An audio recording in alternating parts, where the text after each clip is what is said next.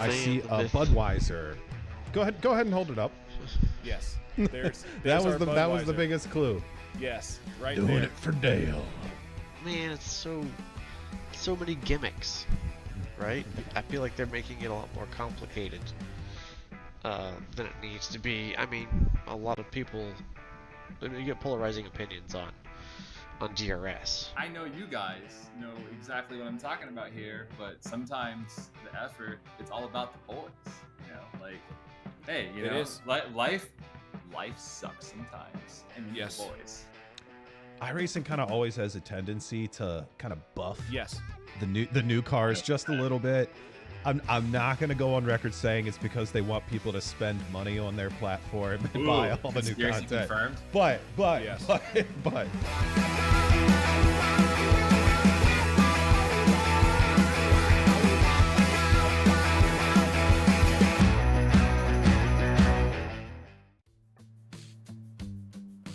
Hello, ladies and gentlemen, and welcome back to Slow Motion Broadcasting. We are back here with the Weekend Warriors. It is week 10 for 2024 season 3. And ladies and gentlemen, we're going to have the Spec Racer Ford here at the Nurburgring today. We've got the Gershom Strecker layout, the 24-hour layout, and today's track temp as well, 69 degrees Fahrenheit. But my name is Daniel Zippy Salmon, and joining me once again in the commentary booth is Randall McGrew, and yet again, locked away behind iron bars, potentially this time, is Adam Thompson at the controls. But we are going to try and do an onboard lap here very shortly, actually. First, have a look at the championship standings. So for S1, this is the guy we're watching right now, the 160 machine of Jason Green for Sisu Motorsport. He's in the lead right now with 787 points, with Alice Pleaver in second and Daniel Wood in third. Dudu Castro surprisingly there in fourth, with Joshua Justice in fifth. That's S1. Randall, why don't you take us through S2, sir? Russell Telker has the points lead by a thin margin of 3 points over Russell Lowe. Paul Jackson in P3, Joshua Wilkie in fourth place, and then a bit of a gap back to Paulo Brime in fifth place. Antonio Reese leading the way in the Masters division in this league, just like he is in the FF League, with a commanding 30-point lead over Jörg Manning. Tom Gradwell in third place, Brad Cathcart in fourth place, Jeff Fritcher in fifth place. Well, ladies and gentlemen, an absolutely exciting championship up foot here, and it looks like we're going to be on board with Jason Green. Now, Randall, you are the resident SMB expert for Track Guide, so take it away, sir. Take us through this lap with Jason Green. We're on board with the overall championship leader in the Spec 1. He's coming down and crosses the start-finish line to start another flying lap. We'll see if he tries to set another one here. Going to set up on the left-hand side of the track. Turn 1, a very tight hairpin right, one of the best passing opportunities, and we'll see probably some fireworks here on the start. You're going to clip that inside curb, and then we're cutting off the Mercedes arena, so we're going to have a quick left in the complete opposite direction. It's going to wind the car out and use all the track width to get that momentum going back again.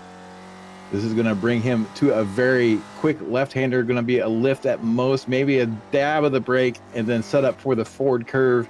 which is a tight right-hander, very technical corner, tough to get right. You're going to run all the way out to the exit curbing, use all that track width, stay over to the left-hand side of the track as you come up to the Dunlop hairpin.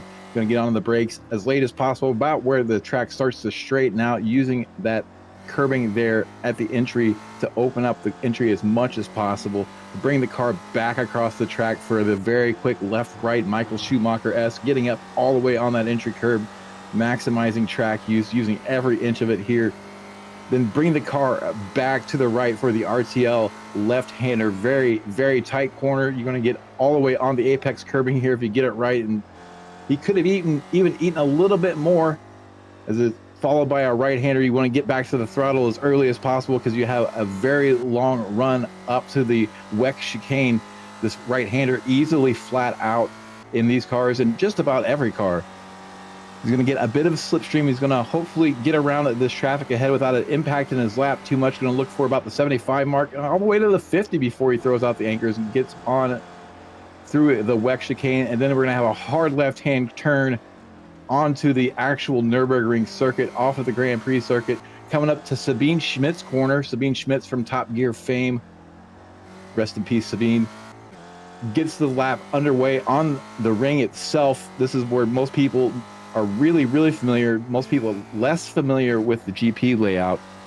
You're going to have a quick section here where you're going to be on the brakes for a left-hander, get off the brake, then back on it for a right-hander, followed by another right-hander. Very, very quick section of rights, lefts, rights. It's a very rhythm-sensitive part of the track. You just need to do it by muscle memory mostly. A little dab of the brake, another right, then left. You're going to use those curbings to his advantage. These cars seem to be pretty compliant on the curbing, so not really having much of an issue here as he runs up Quiddlebacker Hoe up towards Flugplatz. We're going to see, now that he's got temperature in the tires, probably just a lift, just a bit of a lift. Going to carry that momentum through. He's going to have a nice slipstream as he runs up Cotterborn and towards the big sweeping left-hander. So he gets rid of that traffic. That's going to help his lap time, that bit of slipstream that he had, and going to give that car behind now the slipstream possibly for a following lap. That would be Aleix Pleva. Now the big right-hander of Arnberg, very tricky, tough to get right. Also, if you go through that sweeping left-hander on the outside, it often spells disaster, so we may see some two-wide action there. Now the quick downhill run through the snake. It's easy. Some cars bottom out as they go over that little dip. This car seems to take it pretty fine, and then going to blend over the right-hand side of the track, about where that sign is, get on the brakes for a quick left-hander, and then back onto the brakes even harder for a right-hander. That's the noob trap of the track. Then all the way down, one of the slower sections running through Adenauer Forst, then back to the throttle, get running again. Aleix Pleva is all over the rear end of Jason Green right now. You're going to have a quick left-hander that you're going to give a little bit of a lift for, maybe a dab of the brake, and then come back to the right-hand side of the track for an even slower left-hander. It's going to be followed by a very quick right, and then we're going to be downhill, late braking for a double apex right-hander. Want to get all the way over there, that second apex, then run out on the exit curb. A bit of a lift here through this quick left. There's going to be a big bump in the track that can unsettle the car. And then the triple apex, miss, hit, miss. You're going to miss that first apex, get all the way down there for the second one, and then miss the third one. Bleed the car all the way to the left for the slowest part of the track. You got a decently fast right-hander followed by a really slow double left-hander. You're going to be at the slowest point of the lap there, followed by a quick right-hander as you're back on the throttle. You're going to have a slight kink to the right, then you're going to keep the car to the right for a slower left-hander. You're going to use that access road as kind of your brake marker, brake just before that, maybe where that curbing ends. Then you're going to be all the way to the left and looking to the right. You want to get back to the throttle as fast as you can here to carry as much speed through this section of the track as you can. And we're coming up to what I consider to be the most important corner on this track. The corner is named Bergwerk, and you have to get this one absolutely right to have a flying time. You want to get a nice late apex here, get back to the throttle as early as you can, use that track width, and we're going to have a very long section of full throttle as you run up the hill through a bunch of winding, mostly lefts and a couple rights, and approach Courage Corner. So you're going to see maybe some moves here. Some slipstream is going to play a huge effect here as you run uphill, because the uphill part is going to really kill your momentum. Deciding to play the patience game, probably going to try to get the slipstream at the big straightaway at the end of the lap instead of trying to go for a move here. Jason still holding tight, going to come to that quick left-hander, bleed all the way over to the right, and this is Courage Corner. A bit of a lift possibly. No, he's going to take it flat easily in the Spec Racer Ford. Not that scary. And then we got a very fast, kind of blind right-hander that you got to set up for. It doesn't even lift for that either. Going to come back to the left-hand side of the track, and we're going to have a double apex right-hander. Going to really slow the car down throughout as the radius of this corner tightens, and then run. You're going to be on the left side of the track, where you're quickly going to find yourself on the right-hand side of the track for the drop in to the famous carousel. You're going to drop it in there and try to carry as much momentum through here. Get back to the early throttle there. It spits you out of the carousel, and continue to run up the hill. As we get to the top of the hill, there's going to be a quick left-hander here. Another quick left-hander that you're going to dab the brake maybe a little bit for, and then heavy on the brakes for the right-hander that falls. Run all the way out to this exit curb. Use it to your advantage. Get on the brakes again. Another tight right-hander as we enter another section of rhythm for this track, although at a bit of a faster speed. Going to lift just a little bit, keep the car to the right, and then open up that entry and use all of this curbing here in those pavers to your advantage to carry as much speed. And then you're going to repeat the process about one gear lower, this time avoiding these curbs. These curbs are much taller. Going to want to stay away from these. Get to that right-hander at the end and look ahead, and you'll see the famous YouTube corner where you see all the crash compilations from the Nurburgring. Get back to the throttle early, run all the way out there, but stay out of that gravel, bring the car back to the right. Going to have another quick left-hander that's going to run up the hill, a crest, and turning to the right slightly, and then again to the left, and we're coming to the big drop where you want to set up on the left-hand side of the track, mitigate how the car lands on that weight transfer as it lands off that big drop, and hit that double apex right. And another rhythm section. This is the fastest rhythm section of the track. You want to be full throttle through this whole section, real fingertips driving as you're coming across this right-hander. Crest in this hill, if you have another gear, you normally take it right there at the crest, trying to straighten these curves out as much as possible. Set up to the left, you're going to have a very high-speed right-hander, and then you're going to get into the brakes. You're going to make sure you stay to the right, get into the brakes, tighter left-hander with another dangerous gravel trap on the outside. And then the second small carousel, you're going to get heavy into the brakes. Use that carousel to your advantage. Let it spit you out. And then set up to the left side of the track to come up to Galgenkopf, one of the most important corners on the track, because it sets you up for Doddinger. A bit of a lift here for the final corner, and then the big run on the Doddinger Ho. Aleix Pleva was not able to keep up through those final sections, so it does not have the benefit of slipstream for this lap to set up another lap.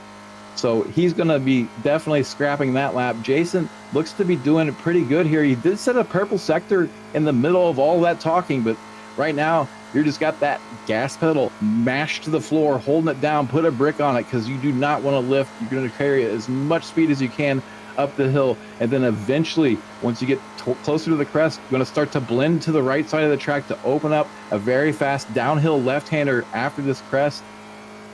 And then it comes into a bit of a courage situation. Once again, where are you going to hit the brakes? As you start to climb up again, you're going to have a fast left, and then a slightly slower right hand, maybe a little bit of a lift, and then heavy onto the brakes as you enter the last section of this track. First to the right, then to the left. Keep your eyes open on the right for the pit entry, and that's going to be a flying lap around the Nurburgring. We did it the first try this time. That's amazing. Well, I've got to say, ladies and gentlemen, great work there by Jason Green and our commentator here, Randall McGrew.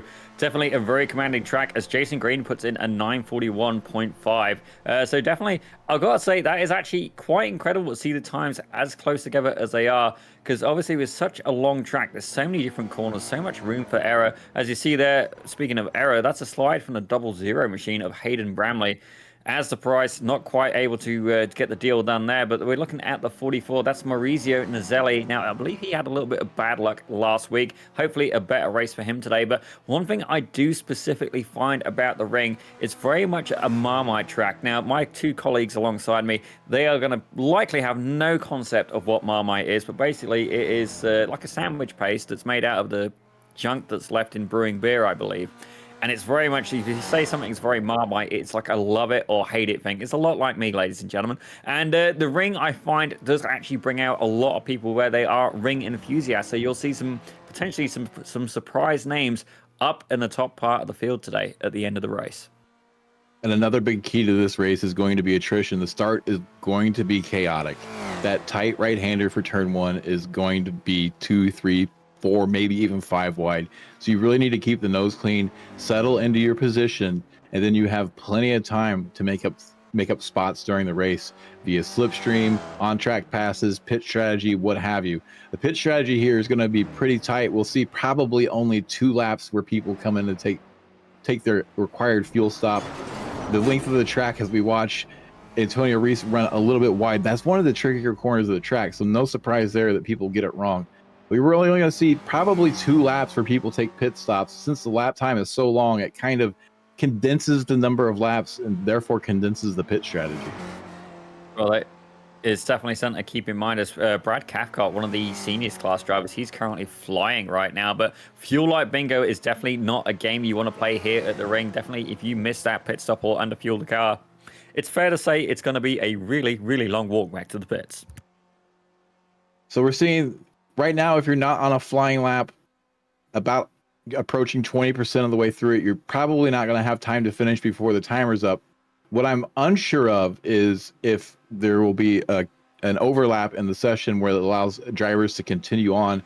Every session that I've ran here with open qualifying has had about an 8-minute window that lets people complete their laps. They may try to force the session and get rid of that 8-minute window. I did hear some chatter over the radio before we went live saying to make sure that you get your laps in because they're going to try to get rid of that session, that overlap. So we'll see if they have it or not.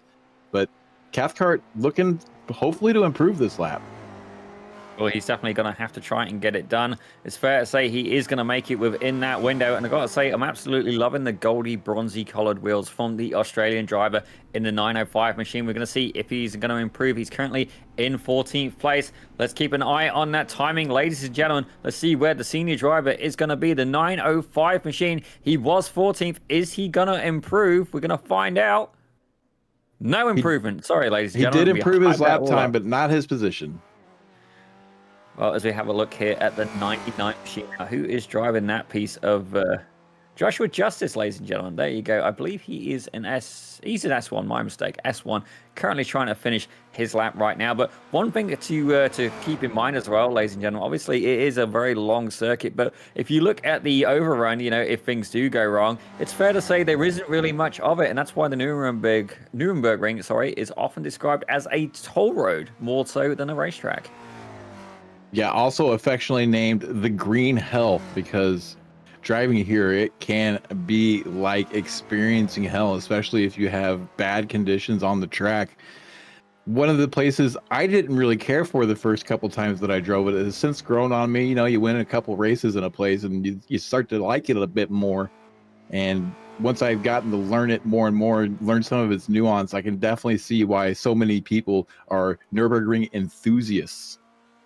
Oh, without a doubt. And one thing that iRacing did add in an update, it wasn't that long ago, but I'm sure Randall could probably explain it better. I tell you what, actually, Adam, maybe you can explain this one just to put you on the spot there. But they did add that feature where you could set parts of the track, which really helps in learning. Maybe you could explain that a little bit more. I mean, I can, but I think Randall can as well. So especially here, you can set up a hotkey and you can go through certain parts of the track over and over and over and over again. And this would definitely be a spot you want to do it so you don't have to reset to the pits the whole time. Now, there is another interesting feature on this track that I found out during the practice session for the street stocks where we ran here last week, is if you get past further than halfway of this track, if you try to reset your car, if you wreck, it will reset you around halfway around the track. So there are a couple options here, but I mean, halfway around the track is still a 4-minute lap. Definitely some good information there from our director of field. We'd let him out of the booth for just a second and then shove him right back in again. But currently checking out the 99 car of Joshua Justice. And I'm very grateful we have that track map at this point because he's getting ready to go down that incredibly long back straight. Really going to see the maximum speed out of that Spec Racer Ford. We saw him there on the apex curbing at the first turn in Galgenkopf, and that might actually cost him a little bit of time. It seems to unsettle the car. He's going to have to get out of the throttle a little bit. It won't cost him too much because you do have to lift a little bit for that right-hand sweeper onto the Doddinger hoe, but it will cost him some time. So we'll see if this sector time ends up being yellow or green. We've seen a few green sectors in there, but we don't know how yellow those yellow sectors are or whether or not he's going to improve. Well, definitely, if we have a look at the gap now, he's in 12th place. And if I do a little bit of zippy math, he is about 3 seconds behind, I believe.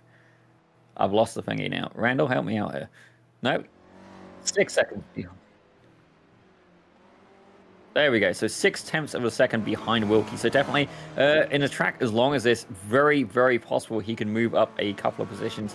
Actually, having a look back now and understanding my timing screen better, it looks like once you get to about 8th or so, they are actually quite closely grouped together. So we're going to see how that works out. As Joshua's Justice there, bringing it across the start-finish line. He was in 12th. Is he going to improve? It looks like he did a 9:48.1. Not quite enough to move up in the standings. Did not improve his position. Looked to be his best time, though we didn't see it highlighting green. So maybe it was an identical time to a previous lap and was off in the 4th digit place after the decimal. Probably not, but that could have been his best lap. We did see some green sectors there, but not able to improve his position as we see now. Maurizio Naselli coming down Doddinger Hoe. This is where you're going to see a lot of moves in the race. You're going to see drivers passing, repassing, getting 2-for-1s, the slipstream, the chess games that go on with that slipstream, the gamesmanship that you're going to see setting up in the last lap, the who's going to have to lead coming on to Doddinger. It's going to be wild. It's definitely something I'm looking forward to. Hopefully the pack can stay close together in that time. But another thought has just occurred to me. I do wonder if Joshua Justice maybe got an incident point around the track. Something else to keep in mind, ladies and gentlemen. For a qualifying lap to stand, you cannot have a single incident point. No off-track, no collisions. And understandably so, as we see a little bit of the suspension trouble there out of the 44 car of Maurizio Naselli. Now, he's going there. Is he going to set a faster lap? He's currently in 3rd. He did have a purple sector and another purple sector. This could be enough. Yes, and he's done it. He's taken the lead away from a Les Braver. Push-headed Bramley down into 3rd. Your pole sitter, Maurizio Naselli, the 44 machine, snakes in right at the end. See Dudu Castro now currently sitting in P7, not where we would expect to see this car, the number 73 car. We expect to see him much closer to the front of the pack, but it doesn't look like he's going to have enough time to complete this lap. So unless somehow he manages to get that session overlap, that's going to be where he starts this race. So he's just getting a few more corners in before the session expires. Don't think that he's going to be able to finish. So Dudu Castro starting 7th, he's going to have a lot of work to do. He's going to be close enough that he's going to be in contact with the leaders, but he's going to have to make some moves.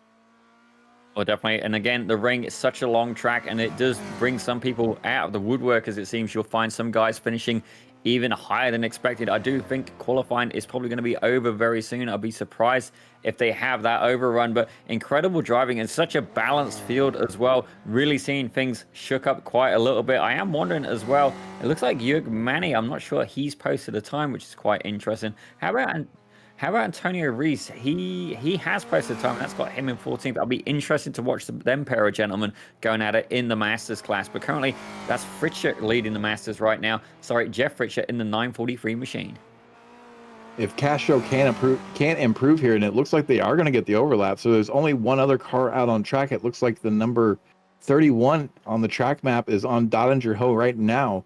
So Dudu may actually get this lap in, and if he's not able to improve, watch him on the start. He's going to be super aggressive. It's going to be the best time to make up positions and try to get up to that top 5, top 3. So keep your eyes on this number 73 machine if he does not improve. Actually, just keep your eyes on the number 73 regardless, because he's going to be making moves. Well, definitely something to keep in mind as well. For this, if it was me, I would be doing very much low risk, high reward. I would just be trying to keep that car clean. It's a long race. It's a commanding track. And another thing as well, where the draft is so influential in these cars is, there we go, ladies and gentlemen. that session has been advanced. We did expect to see it sooner, but not enough for Dudu Castro to try and improve on his time. He's going to be stuck with that 7th place. So remember as well, for the Weekend Warriors, we do have those 3 classes. You got the S1s, which is 3,000 I rating and over. You got the S2s, 3,000 I rating and under. And then you also have the Masters class as well, which is anybody over the age of 60, which is, honestly, I think that's absolutely fantastic. But we are going to get to your grid very, very shortly. Once we have that information, believe me, we'll be happy to give it to you. And the thing to remember most of that Masters division is old does not mean slow. We'll see some of these Masters drivers challenging for the overall podium and possibly the overall win. Well, that is a very valid point by Randall. I'm not going to ask how old he is. I do know he's quicker than me, but as is Maurizio Naselli. He is your pole sitter for Alex Kart Racing Raptor with a Les Plaver alongside him in second. Hayden Bramley in the Asda Price Machine. He's going to be third with Brandon Roseborough, someone who you saw in the race earlier on. He did well. He's in fourth with Felix Samos and Jason Green taking up the 3rd row. Ismail Batug, a newcomer to the Weekend Warriors, but having a lot of fun here so far. He's in 7th alongside one of the crowd favorites of Dudu Castro, Jeff Fischer. That's your Masters class leader. He's in 9th with Evandro Dantas in 10th. Bobby West takes 11th and Jeff Jacobson takes 12th. 13th is going to see the likes of Joshua Wilkie starting alongside Joshua Justice. The Joshua's locking out the 7th row. Antonio Reese in 15th, starting next to Brad Cathcart in 16th. Behind them will be Philip Berry and Daniel Wood. Shocked to see Daniel Wood set a lap time. Normally he tries to do the worst to first challenge. Tom Gradwell in 19th, starting next to Paul Jackson. Behind them will be Russell Telker and Adam Bradshaw. P23 is going to see Patrick Farragher starting next to Jörg Manny, who did not set a lap time, so we'll see if he takes to the grid or not. And then Andrew Love in 25th, Wayne Buttermore 26th, Charles Vaccaro in 27th, Bob Kern in 28th, and everybody from 24th back did not set a lap time, so we'll see if they take to the grid or not.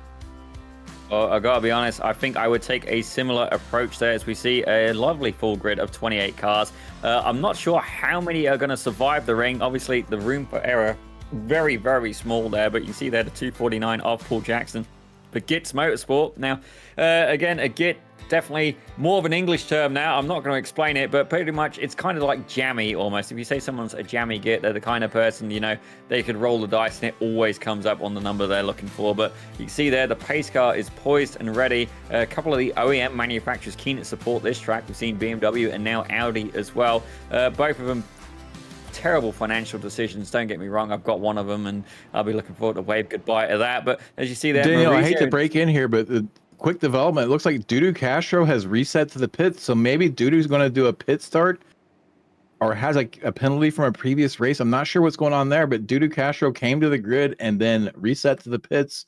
We'll see if he takes the green flag or not.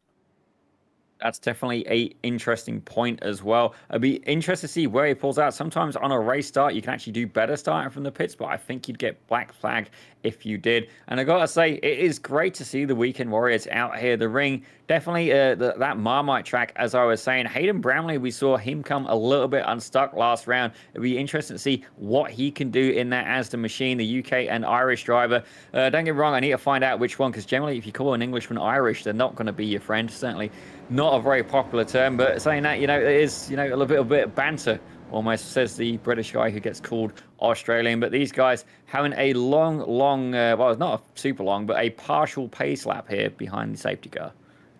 This slow pace down Dottinger Ho is nerve-wracking. It's absolutely nerve-wracking. You do want to try to do some things to condition your tires, maybe accelerate and then get on the brakes a little bit, try to weave back and forth to build some surface temperature. We see the 99 of Joshua Justice having to take some evasive action there behind the slow car of the number 40. He's going to pick up 1X before this race even starts. They don't have a lot of incident points to give before they get a penalty, so Joshua probably going to be a little steaming about that. Yeah, definitely, for sure. Pace lap is one of those things where realistically there's no reason it should ever go sideways. And don't get me wrong, I say that as a complete hypocrite. I remember doing a race in one of the Mustangs and spinning it straight at the start, but it looks like these guys are ramping up a little bit. The pace car is going to be disappearing very shortly. And we got Dudu Castro, we can see in the chat. We're trying to find out what happened to him, but we'll certainly find out at some point during the race. And these guys all bunched up. It's going to be a very, very hot start. I tell you what, Randall, why don't you lead us off, sir? We see the 44 car backing up the field as they're coming to the green flag. He's been waiting for the absolute last second. Now the green flag is in the air, and he's going to go. He's backing everybody up to try to break up any opportunity for slipstream so that he has a clean lead going into turn 1. And we see them fanning out 5 wide, 4 wide, 6 wide, however many wide as they come into that tight first right-hander. So far, so clean. Are they going to keep it that way? As we see Joshua Wilkie, the meat in the sandwich there, going through turn 2, and right now not seeing anybody drop down the order very far, so it looks like a clean run through turns 1 and 2. Well, as I say that, Jurg Manny, he's already up 5 positions, and it looks like Joshua Justice is up 4. Nobody falling hard through the order. Dudu Castro, I'm not sure where he is at this point. I don't actually see him on the timing screen, so I'm not sure what has happened there. We're trying to find out. Both Michelle Lynn and our director trying to figure out. But right now, Maurizio Naselli, he's in the number 44 machine. He's at the front of the field. Hayden Bramley right behind him, able to get up 1 position from Les Plaver at the start. We saw some damage to the front end of the number 40, so I suspect what happened is that on the pace lap, maybe got into the back of the car in front of him, and that's what caused the big checkup that made Joshua Justice had to evade. Right now, the 44 of Naselli with a good lead, feeling a little bit of pressure from Bramley, but not really looking right now. It looks like by the chat, Dudu may have been given a penalty, a post-qualifying penalty for not resetting the car when the session ended and using that overlap time. Yeah, well, it's fair to say in that overlap, he was not able to post the time, but we're going to worry more about the racing for this point. As you see there, Hayden Bramley has just took the lead away from Maurizio Naselli, and it looks like Les Plaver is right up behind him as well. Brandon Roseborough getting in that, and then the 31 car of Felix Samoz as well for the Type 116 Motorsport. So we already have basically a pack of 5 starting to emerge at this point. Not a huge gap. The whole field, the only person who's not currently in the red for the timing zone is Wayne Buttermore, currently at the back by about 2 seconds behind Andrew Love. 2 other cars that didn't start, Charles Vaccaro or Bob Kern, did not take the green flag. And you're right, this lead pack recoalesced into about 8 to 10 cars pretty quickly. Hayden Bramley got around Naselli and now is trying to check out, already opened up that gap to 7/10. So maybe Naselli dealing with a slowdown there in that WEC chicane the first time through. It's going to be the most painful on the first lap.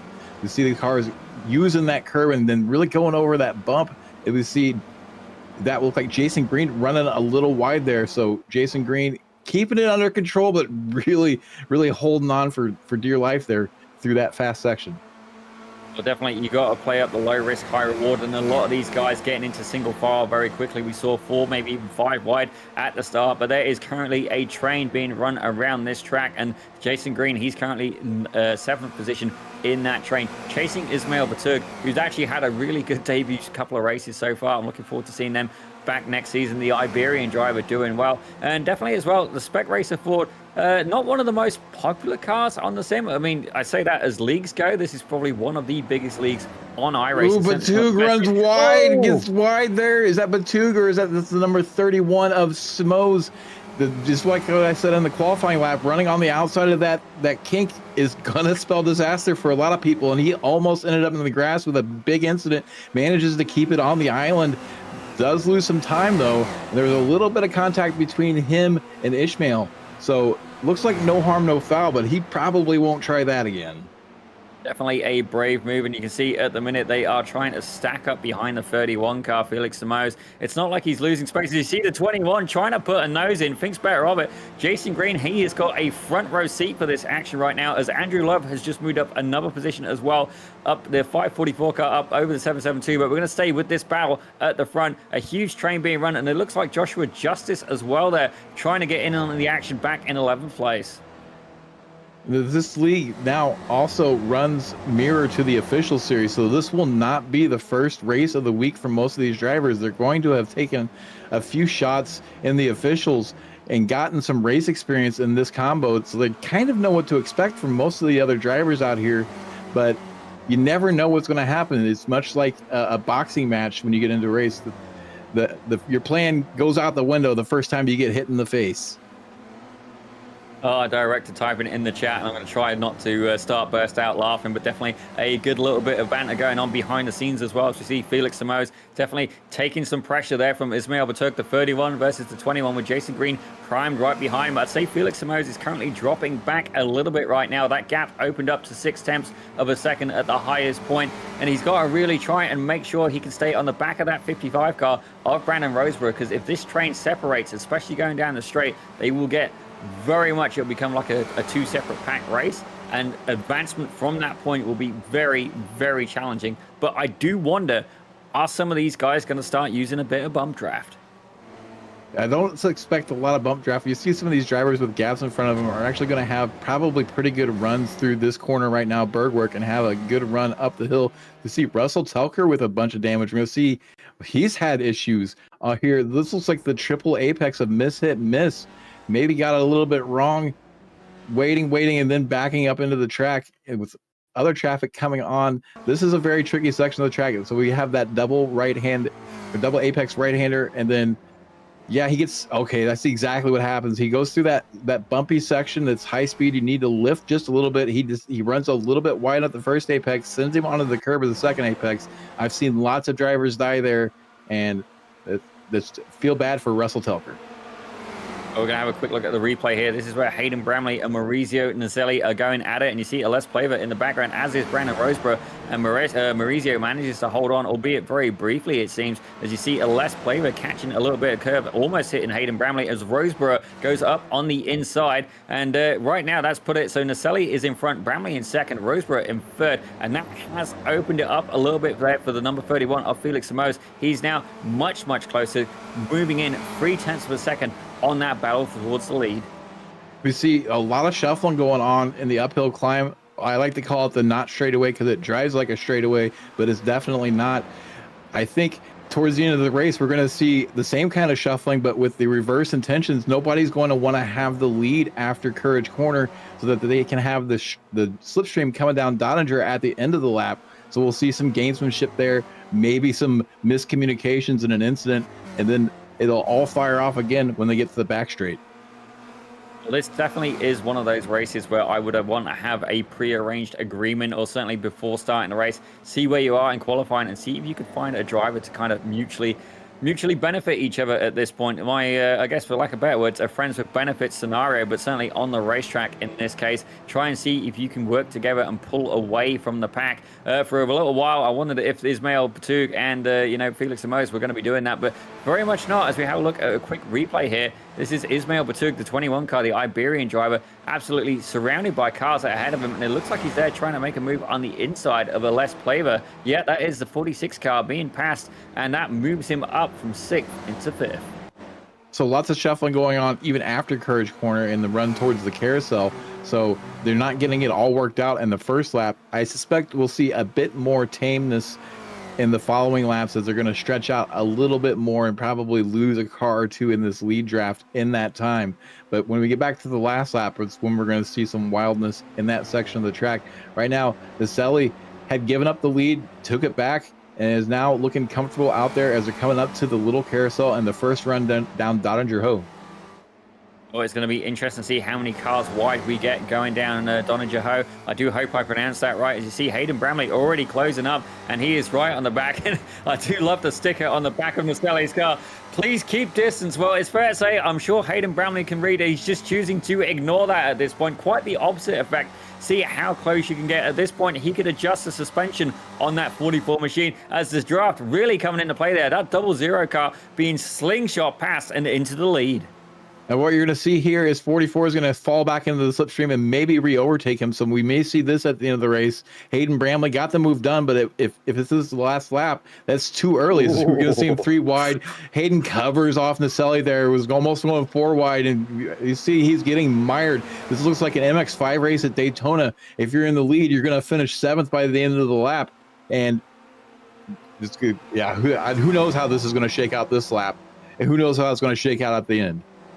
Well, the shocker for these guys is they're going to come to a corner, and they've got to remember not to get too close there, as I thought there was maybe going to be an incident. But Felix, actually, sorry, my apologies, Ismail Bateau, he's managed to slingshot himself into the lead. Felix Samos following him through, as did Brandon Roseborough. So definitely an interesting turn of events. Hayden Ramley demoted back down to 4th place with Les Pleber behind him, and the race leader, or at least he was, Mauricio Naselli, pushed back into 6th. So Samo's got a better run through that last little braking section, and Batug had the lead, but he had to compromise his entry into that section, which gave the lead back to Samo's, who those two drivers. Oh, Batug gets it wrong, gets a little bit too much of that inside apex, sends it around. It's really easy to do there. I feel bad for him. Now he's going to have to get going again and going to be running a race of recovery. So from the Spec 2 lead, briefly the overall lead, going to fall back. And it looks like he's going to be all the way down in 12th, going to give Josh Wilkie the Spec 2 lead now. Well, definitely a little bit of a turn of events there, as I've just looked at my event screen now. I've reset it, and it is lit up completely red. So obviously things have been getting serious there. But the good news is we still have a lot of cars running. Actually, no retirements yet until I said that. Now somebody's going to eat the dust. My apologies for that. I didn't aim it at anybody, though, as we see there, the number 160 car of Jason Green. Hayden Bramley up in 3rd right now, as Felix Samos, despite doing 1 lap, understandably having the fastest lap with a 9:39.2. We're going to see them try to settle down now and reestablish a pack, possibly Hayden Bramley. Looking on the inside here in the RTL curve, a little bit close to the contact there. Ultimately not going to get the move done. Going to have to give the spot back to the 55. So he wants to be in front here and try to close down the leader. Roseborough right now given a pretty staunch defense. Now going to give up the position. So Bramley going to move to 2nd, and they're going to be possibly side by side. Nope, they're going to work it out before the WEC chicane and then run up to get back onto the ring. Oh, it's definitely a hard battle going on here for that 2nd place. And the more they fight, the more it's going to give Felix Samos a chance to try and run away. Don't get me wrong, if he can break the draft, he's going to be sat very pretty, as we're here with Brad Carfelt. Now, we saw him flying in qualifying and currently under attack from Bobby West in the 89 machine. Right behind Bobby West, Antonio Reese. Now, definitely, I don't think he is one of the gentlemen who set a time. Maybe Randall would know a little bit more on that one. Antonio Reese did set a qualifying time, started P14, is currently P14, so he hasn't made much movement, and he is currently third in the Masters division, so he's got some work to do. We might see him be on the early pit strategy. We often see him come in early and try to fuel save for the rest of the race, so probably be one of the group that comes in first. Well, definitely as well, the pit strategy will be very interesting here. And I think a huge thing to keep in mind as well is not to pit alone. You definitely want to try and maintain having a car around you, which to some people seems crazy, but the draft is so influential with these cars, and especially at such a long track. As we see there, it looks like Brandon Roseborough is going to go and try round the outside of Hayden Bramley, and it looks like he's getting done, and he's also having to go. Yeah, he's done it. He's got past the 31 car of Felix Samos. Brandon Roseborough takes the lead. We're seeing more shuffling as now they're coming up to Arnberg. A dangerous move to try to get it done in the kink. Looked like he got it done mostly before the kink and was on the inside, so not as spooky for him, but gets the move done. Gonna be in the lead in the run downhill, then uphill to Adnar Forst. And yeah, this is becoming a bit more wild than I expected. I expected the first group, the front group, to be a bit more tame on these opening laps, and we're not seeing any of that. Well, definitely these guys are not holding back. Certainly very familiar with the track, as we see them using as much of the track limits as they can, using a lot of curb as well. Certainly when I remember driving a Spec Racer Ford, if I saw a curb, I pretty much went the opposite direction, you know, finding it was a little bit unstable. But one thing I did actually learn earlier was Jason Green, where he did the F1600s, raising the ride height, allowing you to take that little bit more curb and keeping the car stable in the process, as these guys are near about the midpoint of the track at this point. You got to know the track really well here in order to run any of the curbs. There are certain curbs that you can safely run and certain curbs you want to avoid like the plague. So track knowledge is a big key to winning any race around this track, as we see Roseborough under huge pressure from Hayden Bramley. Bramley has been aggressive every race that we watched him in, so he's really applying the pressure. Hasn't shown the nose to make a move, But well, I expect after Bergwerk, we'll probably see him jockeying for that lead. Well, definitely the draft is going to be huge, and it's it's definitely one of them things as well. These guys are starting to pull away a little bit. So Jason Green, he's currently in 6th place, but he's about 2.7 seconds back behind a less player. So if he wants to catch up to one of them top podium spots, he's really going to have to either put a shuffle on or potentially work with the 943 of your Masters leader of Jeff Fisher. Yeah, it's going to be hard to close this kind of gap without a lot of fighting in that lead pack or an incident in that lead pack. You might be able to gain some time on pit strategy. We might see some cars come in as early as this lap. I suspect we'll probably see Antonio Reese and maybe some of the back half of the field pit this time by, and then I expect the leaders will all come in on lap 3. Looking to be probably a 5-lap race here. It could possibly get cut down to 4, but I'm thinking this is going to be 5 laps. We're seeing Antonio Reese in the 905 in a bit of a duel through the was that Courage Corner? No. Yes, it was. No, it wasn't. No, that was not Courage Corner. They get it sorted out though, and now carry on in the positions that they're in, and now they're on the run up the hill. Well, I got to be honest, I'm not going to make any attempts to try and name any of these corners. As you see, Jörg Manny absolutely sending it up the inside, and he is chasing his rival, Antonio Reese. This is a battle of the old timers, ladies and gentlemen. Them walking sticks are out, and at this point, they could absolutely slap each other with them. Jörg applying plenty of pressure to the back of the 914 car, and it's fair to say that these guys are getting spicy. The gloves are coming off, and it looks like Bobby West ahead of them. He's going to be getting a front row seat very soon, as these guys are going to be looking to make their way through the field. The 89 car currently ahead of the pair of them. Definitely some action going on around 10th to about 13th, 15th place. Jeff Fritchard now in the lead of this pack. What happened to Jason Green? It looks like he probably got jumped by him and Joshua Wilkie on the run up the hill now as they're going through and entering the second rhythm section of the track.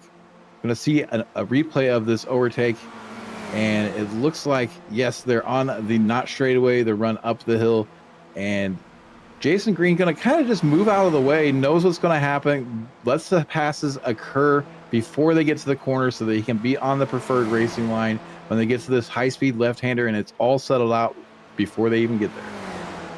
Well, that's something you got to do sometimes as a racer. While it may seem counterproductive to lift off and let somebody by, it can indeed be quicker and certainly a safer maneuver to do so. Letting that pass get done before things get extra twisty. As you see there, taking a little bit of curb. Jason Green actually a little bit more modest than his competitors ahead of him on that scenario. But right now we're looking at the Masters leader of Jeff Fritcher in the 943 car. The next nearest competition for him is going to be Antonio Reese, who's all the way back in 13th. So currently Fritcher sat in a very, very strong position in the Masters class. We see that Jörg Manny's fallen off the back of Antonio Reese here a little bit. You have to wonder, it often happens in the carousel. If you're following another car too close, you get the braking just completely wrong going into the carousel. And if you're not spot on as you enter that carousel, it'll spit you out and you lose all kinds of time. He didn't lose any spots, so maybe just got dealing with a little bit of oversteer. We see Hayden Bramley leading the way up towards the little carousel. This battle is going to be on once again. Where will Hayden Bramley end up this lap? Oh, it's going to be interesting to see. They're getting ready to go down that straight in about the next corner or so. I do see that the Wayne Buttermore car, the number 971, has indeed come into the pits. I'm not entirely sure why at this point, but definitely a few crash warnings going on. But it looks like Bramley's pulled away, albeit very slightly. Oh, here we go. Here's Wayne Buttermore from the back racing. Well, that's fair. It's an honest team. It looks like he's a fan of the 24-hour races as well. So let's see exactly what happened. It does appear that there is damage already on the right front corner of that car, and that looks like a little bit of understeer. Okay, maybe a lot of understeer followed by instant vehicle damage. That's where we saw another car go off earlier. Is now the high-speed chess match of Dottinger Ho is underway for the second time this race. Hayden Bramley, they have a bit more of a gap back to 4th and 5th, so probably not going to fall as far back. Going to have the chance to get back in that slipstream and retain at least 3rd, maybe get back to 2nd place. Nope, going to stay in 3rd place, but not going to lose any more spots. So the lead pack that was 7, 8, possibly even 10 cars at the start of the race, now down to 5. Definitely these guys separating up a little bit, and Jason Green is leading that second pack. So interesting to see how that's going to develop. Don't get me wrong, if these guys get tangled in an incident, Jason Green and so on. But we've just seen a car dive into the pits there, and that was Felix Simoes in the number 31, taking the pits already on lap 3. And we see actually there's another car right behind him. That's the 943 of Jeff Fritcher. Now, I did say earlier on that the crucial thing you want to do is make sure that you have traffic around you, and these guys pretty spread out at that point. We see as well Evandro Dantas coming in, the Brazilian driver for Four Brothers Motorsport. Antonio Reese right behind him, and I believe that's Jürg Manny as well, the 28 car. Who's that now? That's Daniel Wood. He's in as well. So these guys taking the early retirement, as we see the 888 of Philip Berry as well. And we, ladies and gentlemen, if anybody knows who he has plastered on that car, please fill us in, because at the minute we're going to start making up random possibilities on who it could be. I'm going to go with Jeff Bezos' long lost cousin. We see another Spider-Man livery. We've seen a Spider-Man livery on a few cars. We see these drivers now in pit lane. They're going to have the speed undercut, maybe effective here. Depends on how much traffic they have to deal with, or if they have a good slipstream partner after they come out of the pits. So a little surprised to see Simoes dip into the pits. So I expected this lead pack to all come in together this lap, now that they're on lap 3 instead of coming in at the end of lap 2. But you never know what happens. Did expect to see Antonio race. Jürg Manny followed him in. If you have a bit of gap in front of you as you come into the pit lanes, you can really attack that pit entry and gain some time back. So may see some of those gaps disappear or some overtakes happen just by attacking the pit entry properly. Well, that's definitely one of the things where, you've got to make sure you don't overcook it going into the pits, I believe. I'm trying to remember, I think that was a Bathurst race for Simcar where we watched that here at SMB where a guy absolutely managed to... No, apologies. That was actually, I remember watching that on a different broadcast. I'm so sorry, ladies and gentlemen. But basically, somebody came into the pits, clipped the wall on entrance, and actually had the thing full on sideways. The car was so damaged, it basically looked like it was doing a permanent drift coming into the pits. But we're going to see if these guys come in this lap. The Spec Racer 4, definitely not one of the heaviest drinkers in the iRacing service. It is one of the smaller fuel tanks, and definitely not one with an infinite range, despite having that smaller engine. But, it's going to be interesting to see how this plays out. I'm wondering if all these guys are going to have to come in on this lap rather than be able to stretch it for just one more. It's going to be really tough to try to stretch fuel to get an extra lap out of a lap this size. So I'd be really shocked to see anybody stick out there after this lap. Normally you see it's either one of two laps as Bobby West gets it wrong. Oh, that's going to be a heavy lick with the barrier on the outside. Luckily there's some tires there. It looks like damage is relatively minimal. Hopefully he had that wheel straight by the time he made contact with the wall and didn't knock the steering too far out of alignment, as he's going to have Brad Cathcart all over his rear bumper if he's having any issues. Going to be feeling the pressure very soon. Well, we are hearing from Michelle Lynn. That is definitely an SMB follower. Thank you very much, Michelle. Also has been backing some of the Formula V races, so thank you again here at SMB for doing that. But she is informing us that it's a 13 incident warning with an 18 incident max. Now, I'm pretty sure I could definitely do that in half a lap. I know Adam Bradshaw, our director, probably could get a quarter for that. So, Randall being the one in the booth today with the driving pedigree. But we see here Brad Cathcart in the 905 machine just getting done on Bobby West. Maybe that damage having a little bit of an influence, maybe the slipstream. We're going to find out as he's going to be on the outside line very briefly, a little bit slippery, and then definitely got to get hard on the anchors as they head into this long right-hander. It's a very tricky corner to get right.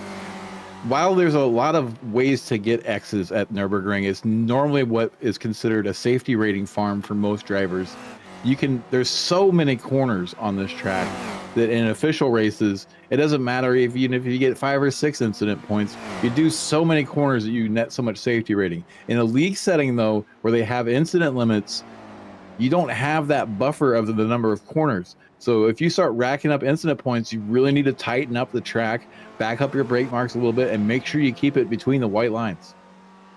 Definitely something that I'm not too good at, but I got to say I do love driving the Spec Racer Ford as we rejoin the battle for the lead. Brandon Roseborough currently leading the pack with Hayden Bramley right behind him. Maurizio is in third, that number 44 car with Les Pleaver in fourth. And actually, Jason Green has moved up to fifth, so that's going to be the pit strategy coming in, ladies and gentlemen. We did see one of those guys pit earlier on, and that would have been, let me think about it there, Jeff Fritcher that came in leading that group would have given well. Yeah, Felix Simoes from the lead pack pit Jeff Fritcher was leading that second group. He came into the pits. He's on an island. So right now, Jeff Fritcher probably going to lose 2 or 3 spots because he doesn't have a slipstream partner. So going to keep an eye on Jason Green, probably going to inherit that spot without much fighting or any fighting at all. We did see that Hayden Bramley was able to get around Maurizio Naselli to retake second place somewhere between Dottinger and where we see them on track now. So there was an on-track move for that second place that we didn't see, but it could have happened really anywhere. Well, I am thinking about the fuel yet again, and I'm wondering that while you may not be able to get an extra lap, depending on how much fuel was in the tank, it could be close to getting... He's bump drafting. You're right. That is a little bit of bump draft. We're going to see. It looks like it's going to be a pass into turn 1. Hayden Bramley going to have that. Oh, no, sorry. He's already gotten second place away from Maurizio Naselli. So at the end of Dottinger, he was in third. That run up through that section towards the start-finish line, he was able to get that position back. We saw Felix Simoes dip off into the pits, and you're right, they're bump drafting. I did not expect to see this at all.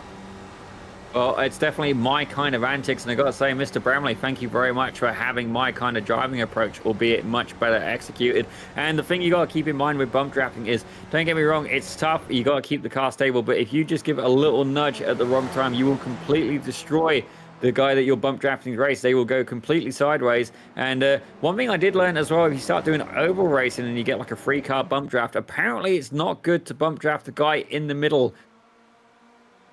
Yeah, I didn't know that. I may have been cursed out a few times in oval lobbies, but our director is seemingly more schooled in such matters.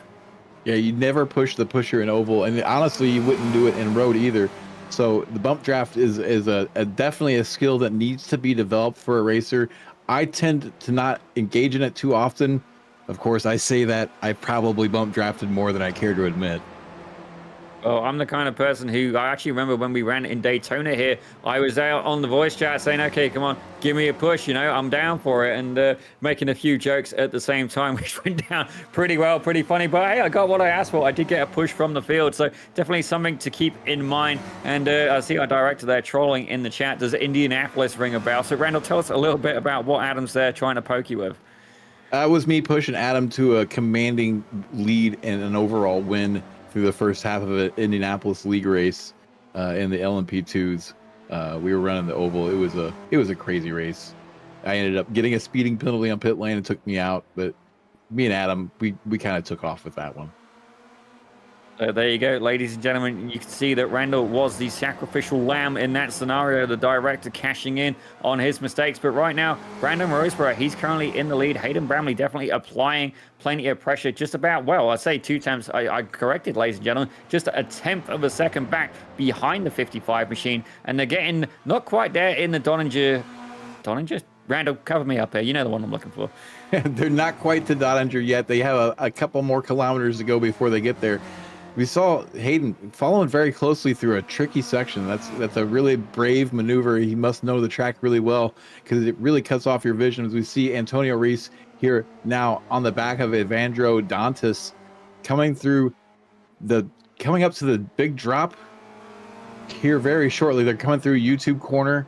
So they're going to have a couple more corners and they're going to have the big drop.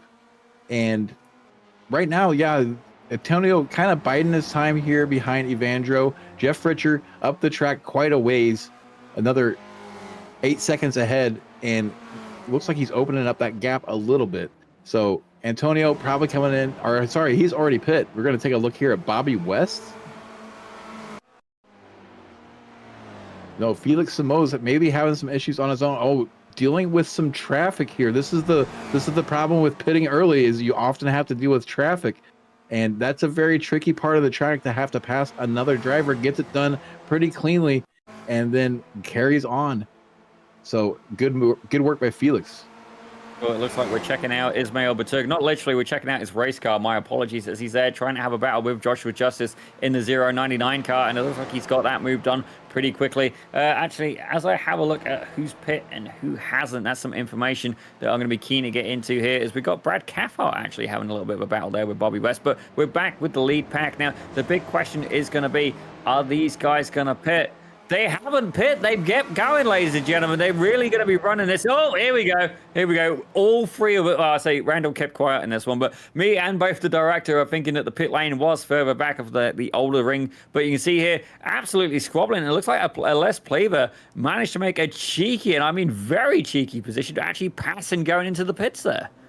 Yeah, got that move done most likely on the Dottinger hoe straight away, and was able to get. That's a good time to make that move. You definitely want to be as far up to the front as possible coming into the pits, and you're going to see they're all four in these front pit stalls. So the 55 overshoots a little bit. That might not cost him too much time. He should be able to stay in contact with the drivers ahead. We see here comes Felix Simoes. Going to see where this all shakes out. Going to get a good look here at the pit exits. We see Aleix Pleva is rolling. Hayden Bramley's rolling. Brandon Roseborough is rolling, and they're going to easily retain the lead here. And it's going to be a battle for third between Felix and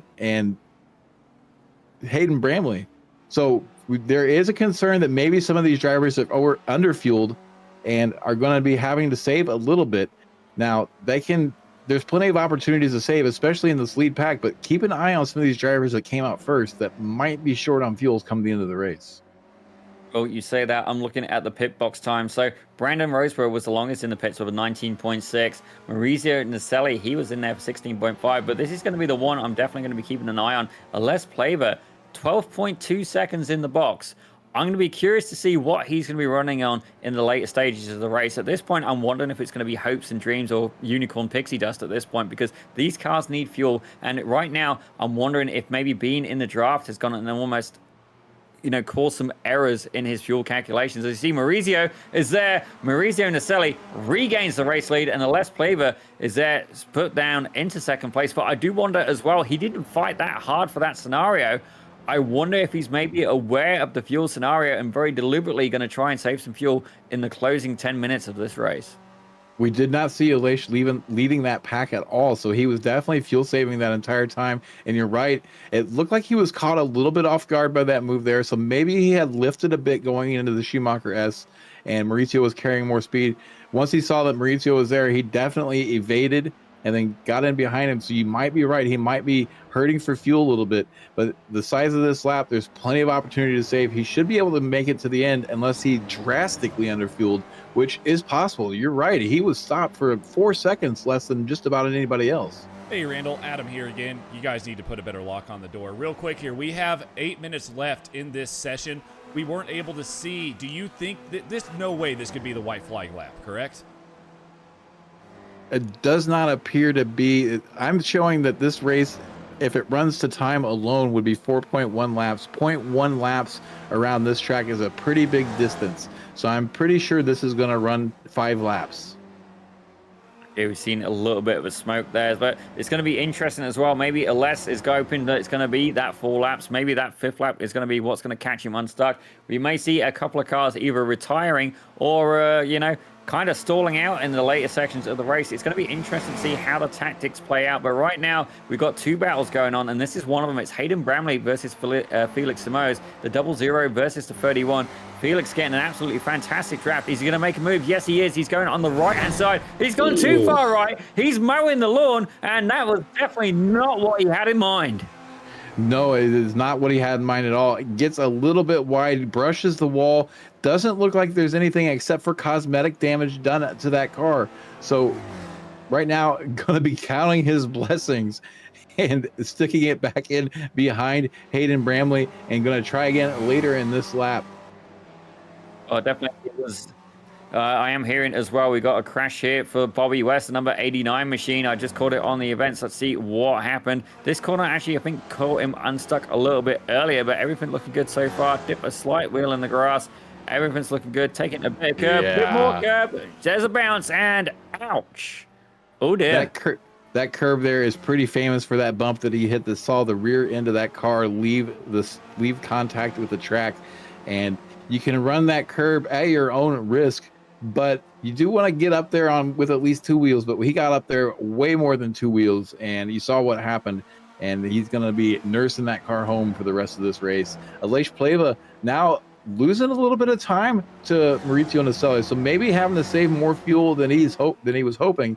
So probably a bit of a mistake. As we're seeing, he's falling back into the clutches of Hayden Bramley, and Felix Simoes back there still drifting and running wide once again, manages to keep it out of the barrier this time, but is pushing hard to try to keep up with Hayden.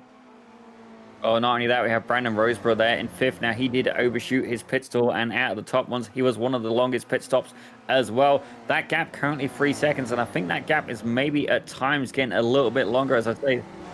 Les Cleaver's gone a little bit wide there. This potentially opens up the door for Hayden Bramley to get up in there, but I do wonder as well. Look, another 0.3 of a second, almost half a second opened up over 5th place there. So I think Roseborough may be out of the running for this podium battle, but right now, say that Naselli, he's pulled away a gap as well, 1.4, 1.5 seconds. So if these guys in 2nd, 3rd, and 4th want a shot at that top spot at the podium, they are going to have to work together the whole time they are battling, while still pulling away from 5th. They are losing sight of the 1st place of Maurizio Naselli. Aleix definitely struggling with fuel here. The mistake that we saw where he ran wide is a symptom of saving fuel where you really haven't practiced saving fuel. You want to lift and coast, which means you typically brake later. He probably just ran it a little too deep and overshot his apex, therefore eliminating any of the fuel saving that he really was able to manage by lifting early. So now that he's back in the slipstream, he's going to have a better opportunity to save, but he's definitely in fuel trouble. So short of an incident, I don't really know that Aleix is going to have a chance here for this win, but he's not lifting either as they're making their way up the hill. And Felix Simoes is finally going to get around to Hayden Bramley. Aleix does back out a little bit and falls in line 3rd in this group. Oh, definitely being able to use a bit of the slingshot there. 1 car gives a good tow. 2 car gives even better. As we see Joshua Wilkie, the Canadian driver here, he is hot under the attack, trying to get the Masters leader right now of Jeff Fritcher. So these guys, they are battling, and it's fair to say as well that the points are scored overall. So definitely it's still a bit to fight for, as Antonio Reese has been making his way through the field as well. We're on board with Joshua Justice for Joshua Justice Racing. Very original team name. And he's currently in a fight with Antonio Reese ahead, and then the 32 machine of Evandro Dantas as well, who's actually one of the highest placed cars that's used their fast repair. Hey, real quick, I do have to hop in here just 1 second. Guys, put a better lock on the door. But yes, Joshua Justice for Joshua Justice Racing. As you can see on his picture, that is his actual Spec Racer Ford behind him. He is a real-life driver. That is his real-life race team. Oh, that is definitely pretty cool, and you can guarantee he'll be getting a message at some point in my life saying, do you mind if I take your car for a spin? I'll be interested to know which track he is nearby. Actually, you say that, there was one gentleman I raced with in the Spec Racer Ford, so actually rents those. So definitely somebody who maybe we should reach out, see if they want to get more involved with the broadcast as well, more involved with the Weekend Warriors. But definitely roasting my director there for a little bit of pronunciation. But Antonio Reese currently ahead right now. He's in 9th in that freeway pack, but we're looking right now, we're back with Maurizio Naselli, who's he had that gap up to about 1.5 seconds, but that gap has closed very slightly to 1.2 seconds. Randall, what's happening back there? It looks like Aleix Pleva trying to get onto one of those YouTube highlight crash compilations and gets a little bit wide there and into the gravel at YouTube corner, gets it back on track and is losing some time to Hayden Bramley. Hayden's really finding the pace now that he's in the front of this pack and trying to reel in Naselli. I think we're going to see a good shootout for the win here. It doesn't look like Naselli has the pace to keep ahead of Bramley for very much longer, as that gap keeps getting smaller and smaller, and it might be within slipstream range by the time they get to Dottinger. Well, that's definitely something that Maurizio will be very aware of. Bramley as well. He's definitely one that's been keen for the bump draft, but will Pleva accompany him in giving him a little bit of a shove? We're going to have to find out. Excuse me, as we're looking at Brad Cathcart in the 905 machine. He's chasing down Daniel Wood, the Mexican driver there. And it's fair to say that, you know, excuse me, he's got his work cut out for him. As the Wyatt Hickman through his commentary. Brad Cathcart trying everything he can. He's currently 3rd place right now in the Masters with Grado actually quite a good chunk behind him, about 20 seconds. And I hate to point this out, but Jörg Manny, 2 races in a row, it appears that he has gotten a pit road speeding penalty once again. He was up right on the bumper of Antonio Reese before the pit stops. I see that his pit stop time was 56.9 seconds. That's definitely indicative of a pit road speeding penalty. So twice in one weekend, twice in one day, Jörg Manny snake bit by the pit road speed limit. Well, here we go, ladies and gentlemen. It looks like Bramley has caught up with Maurizio, and that gap under a tenth of a second. And let's be real, that's because there isn't one, ladies and gentlemen. He is giving him a little bit more than a poke at this point, and they've opened up the gap on Felix Moes to about 1.5 seconds. They're going to have to be very careful. They do not have contact to potentially ruin the race for both of them. But I do wonder, are we going to see a white flag? Are we going to see a checkered? I'm going to be expecting to see the white flag at this point. And then the question is there going to be enough fuel to keep these cars going around? As we see, Les Plavers just got in the pits. He did not have enough fuel. Yeah, you had to kind of see that was going to be coming. Aleix Pleva under fueling that car. That pit stop time was just too short. So that's going to ruin his race. So maybe just a little too eager to click off the fuel button, and it's going to bite him. It's probably going to be complaining about some software that he uses for his fuel calculator, getting it wrong once again. We've heard a few complaints of that over the course of the season. Is now Joshua Justice all over the rear of Antonio Reese. Well, it's fair to say he's working that car hard, and I would love to speak to him at some point and find out how he finds that the sim compares and the real thing, or even better yet, just give me a go in the car. I'd be happy to accompany that. But right now we're looking at the Masters leader. It's Jeff Fisher right now. He's in a pretty good position. He's got Joshua Wilkie right behind him applying pressure. If I look ahead, he's about 8 seconds behind the next car for position of Brandon Roseborough. So that's quite the ass to try and catch up to 4th place. But Joshua Wilkie very much in a strong position. He's going to be looking to take away that 5th spot. We saw Jason Green was involved in this race. It was a three-way race. Jason Green now 4 seconds behind this pair. So you have to wonder, maybe he overshot his pit box or took a little extra fuel just to make sure that he wasn't going to have any problems at the end of the race, and is no longer in contention for that fight. As we see, we now have a three-way fight for the lead. Felix Simoes has caught up to Hayden Bramley and Maurizio Naselli. It looked like last time they came down Dottinger, Hayden was trying to push Naselli to try to open up this gap. It didn't quite work. Felix Simoes now enters the competition once again. This four-way battle has become three after Aleix Pleva had to come in to take a splash and go to make the end of the race. And we see the gap. You can see Jeff Fritcher in the background in a few of these corners. This is as Adams roasted me for my pronunciation once again. I keep calling Hayden Braden, and at least I didn't call Adam Bradshaw. You mean you keep calling, Hayden Braden. I was getting confused by it as well. Our director being a troll, but thankfully not got the funky purple hair. And if he does, believe me, ladies and gentlemen, we'll be making sure that picture goes live on air. Definitely a roasting opportunity to be had. But right now, Maurizio Naselli, he is currently going to be getting roasted by the 00 car. Felix Simoes hanging back with them in 3rd. And that gap down to 4th place of Braden Roseborough, that gap has extended. It's all the way up to 4 seconds at this point. So it's fair to say he is not going to get a chance at the podium spot unless things go very, very sideways for the top 3 in the closing stages of this race. Randall, one more thing before it gets turned back over to you. So I will go back and shut up for the rest of this lap. But if you are in one of these top 3 positions, where do you want to be set up as you go down that very long backstretch? And do you think there's going to be some shenanigans happening before we get to that point? You want to be exactly where Felix is right now, and I guarantee you there will be some shenanigans on the run after Bergwerk up the hill through the Knott straightaway. They're going to be jockeying to not be in the lead. It's probably not going to work out. So honestly, if I'm in this race, the spot that I want to be in is Brandon Roseborough's position, and hope that these 3 drivers ahead take themselves out. Well, that is one way of looking at it. Myself, I think I would be wanting to ride in the 31 car of Felix Simoes. He's having a very, very good race in the Type 116 Motorsport machine. And definitely these guys all applying pressure and maybe a little bit too much. They are getting closer and closer. Both cars now under a 10th of a second gap. As we see Antonio Reese looking to have a little bit of a sniff there on the 32 car. Well, he lost 2 positions. So that was Joshua Justice able to sneak by and Evandro Dantas. Let's see exactly what happened here. You see Reese is on the outside. They're going up on the inside, and it looks like he barely managed to keep that on the track. But knowing when to give in is actually one of the better tactics, because they will have that straight near the end. But we're going to return back to the lead pack, I would expect, in just a moment. Those guys still hard at it, as you see there. Maurizio Naselli currently holds the lead. Hayden Bramley in 2nd with Felix Simoes in 3rd. I got to say, there's probably a cagey veteran move out of Antonio Reese there. Got a big air quotes bad run out of the double right-hander. and was able to give up that spot, had to take the outside line through the kink there, gave an extra big lift to make sure he stayed on track, and ended up giving 2 spots up, but he's going to be in prime position to get them both back at the end of Dottinger. Right now, we haven't seen much argy-bargy out of these drivers, but they haven't quite made it to Bergwerk. They're going to get there soon. I do expect to see some gamesmanship out of these 3.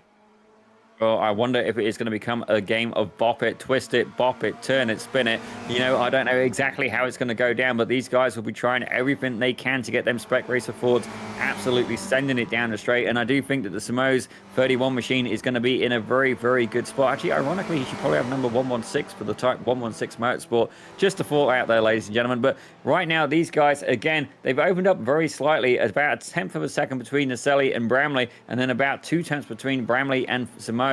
Very, very close. And you can see there, Roseborough actually in the background has caught up. That gap was 3 seconds. It's come down to 2.2. So I do wonder, is he potentially going to get another shot at the podium? Remember when he was on a big run there, and he got a little bit wide there in Bergwerk and got that outside curve, and that's definitely going to kill his run up the hill. So we're going to see that gap open back up again, unless these drivers ahead are really starting to turn up the gamesmanship. Right now, he's losing time, though. We see Samoa's going for the lead, and they're probably going to be pretty happy to give it to him, and that's exactly what's happened. Samoa's is going to take the lead. Hope that these 2 drivers fight with each other on the run to Dottinger Ho and take each other out, or maybe just give him the opportunity to open up a bit of a gap. But right now, he's going to be the sitting duck in that number 31 car when they get to the back straight. Daniel, remember when I said I was going to stay back in my production booth for this last lap? If you look at the side of Bramley's car, there is a 116 on both right rear and left rear corner panels for his team. I know, but it also says a 31 there. So, you know, maybe he's identifying with multiple numbers at this point. But you know what? That's okay. Right now, he is the sacrificial lamb in this scenario. And it's fair to say, I'm looking forward to a kebab. That's the second time I've made a kebab reference today on slow motion broadcasting. I'm sorry. I guess I'm just a little bit hungry at this point. Mum's cookies, while delicious, not quite satisfying the appetite. As we see here, Joshua Justice there in 9th position. He's chasing Evandro Dantas in the 32 machine. Antonio Reese right behind. I'm actually expecting him to try and move up a little bit more. They're going to get a little bit of a straightaway near the end of the track. I do wonder if he can move up, but Jeff Fritcher, his biggest competition right now for Masters, way ahead of him on the track and not able to move up for outright class position. That group, it looks like Dantas was able to get a move done to get the lead on the run up to Courage Corner. So the lead pack now approaching the second carousel corner very soon, and we're going to start to see the fireworks show that is the last lap run down Dottinger Ho. They're going through the YouTube corner here very soon and going to be going through the high-speed rhythm section. There's YouTube corner, so they're approaching the drop and the high-speed rhythm section. Then it'll be the little carousel and the run on a Dottinger Ho, and then look out. The gloves will be thrown out of the cockpit, and everybody's going to have their elbows out. Oh, absolutely. Definitely. I think right now Bramley is in a very good spot, but as I'm looking back as well, I see the 55 of Roseborough has closed in even more. He shaved another 2 tenths off that gap. Is he going to have enough time to get into that freeway battle? I'm not so sure he is. These guys, they're going to go free wide, and once they reach that straight, they are going to pull away very drastically, try again, from the 55 car. Jeff Fritcher, he's not really in it at this point, 10 seconds behind Roseborough. So short of there being chaos, you know, it's looking like the top 3 is established. It's just a question of which order will they be. Don't count Roseborough out yet. If any of these drivers gets these coming corners wrong, he'll be right there, and he's going to be seeing the exit of Bergwerk in his nightmares. If he had gotten that corner right, he'd be right up there with them right now. Looks like he's not going to be quite in contact for the slipstream yet, but once these drivers start jockeying for position, which will be happening, he is closing, and he was going to be there. So keep your eyes on this 55. He may be the dark horse here. Oh, he's going to get an absolutely humongous draft. Humongous draft, as I keep making a little bit of a mess up with my pronunciations. And these guys, you know, how do you defend on the straight? Bramley's actually thinking the same thing. These are currently 3 wide. Roseborough is closing in. That gap was 1.2, then a second, then it's 0.9. He is getting closer and closer still. It could come down to the last corner. As you see there right now, Bramley is ahead in the 00 machine. I say that the 31 of Felix Samoes take the lead. Naselli is in the 44. He's looking to have a sniff, but Brandon Roseborough, he's back in it 2 tenths per second behind Naselli. Who's going to get it done? Nope, there we go. Back again. Hayden Bramley on the inside, Felix Simoes on the outside, and they're going side by side. It looks like Roseborough has been able to snake third position away from the 44. Bramley currently in the lead. Simoes runs a little bit wide. The 55 going on the outside, or at least he's trying. Naselli, he's there, but Bramley is going to be your race winner, but who's going to get second? It's going to be a drag race to the line. Simoes is going to come home second. Roseborough will come home third. Naselli fourth. We're going to wait for those are unofficial results. We're going to wait for the official results. One thing I'd like to point out about that rundown Dodger that won Hayden Bramley this race is we saw him dragging the brake as Roseborough was trying to close in. He did not want to make that move too early, and he still almost went too early. As Wilkie, there's a race to the line. Wilkie's struggling with fuel. Who's going to get that position? Looks like Wilkie gets it by an edge. Then Joshua Justice over Evandro Dantas. And Antonio Reese comes in behind them. So some drama there as Wilkie struggling with fuel as it comes across the line. There's a couple other drivers struggling, it looks like. Well, here's a quick replay. We see Joshua Justice in that 99 machine. That is ahead of them, Evandro Dantas in the 32. And 914 has got one of the Masters drivers of Antonio Reese. You see Antonio Reese there. He's at the back of this pack. Evandro there in the middle currently as it stands. And you can see they're going out that final section. This is where it becomes a little bit of a drag race. You see Dantas goes on the outside trying to get Joshua Justice. And that's Jason Green there. He's not quite got enough juice to get it all the way over the line. And Antonio Reese gets a freebie at the end, and I think that was Joshua Wilkie there, just running on the hopes and dreams as you see a Les Plaver crossing the line as well. Oh dear. See, Daniel Wood parking it there at the cut through after having finished his race. A few more drivers coming across the line. We see Philip Berry here bringing home the 888 entry. And if we can queue up that battle for the overall win on Dottinger, I'd really like to point out Hayden's winning move by dragging that brake because it was fantastic and perfectly executed. Well, I can see another battle happening as well. I'm hoping our director can catch it very, very quickly. We got the 544 of Andrew Love. Here we go. That's Felix Simoes. Let's have a look. Russell Telker. Andrew Love. Here we go. Here's Andrew Love in the 544 machine. He was having a battle with Jörg Manny, and he's currently there on his own. So I'm wondering what's happened just there.